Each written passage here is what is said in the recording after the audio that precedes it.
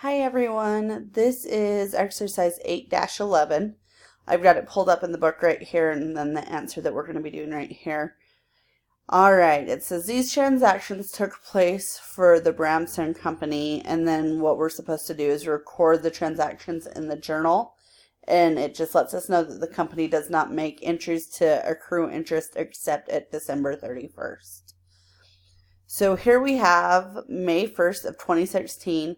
They received a $5,000 12-month 6% note in exchange for an outstanding account receivable from R. Stoney. So we see on May 1st, 2016, the way that we would put this in the journal is notes receivable with a debit of $5,000 and then accounts receivable with a credit of $5,000. Because what they're doing is they're getting a note and removing the accounts receivable, so they're converting it right there. Then on December 31st, they accrued interest on the revenue of R. Stoney. So we know that it's $5,000 to start on a 12-month 6% note. So right here, if I click on it, you can see the work. So $5,000 times 6% divided by 12 times 8 months, because there was 8 months, gives us $200.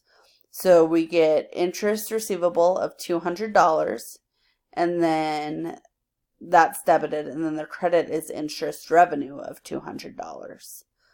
Then on May 21st, they received principal plus interest on the R. Stoney note.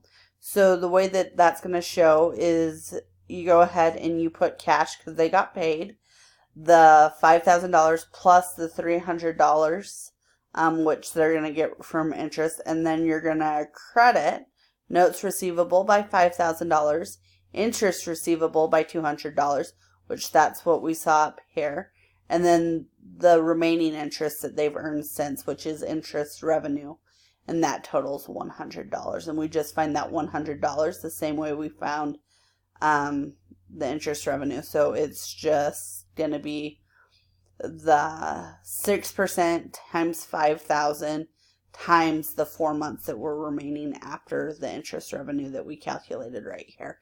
And that gives us $100. And so that's how we get the $5,300 that they get in cash, and the breakdown of it in the notes receivable, the interest receivable, and the revenue.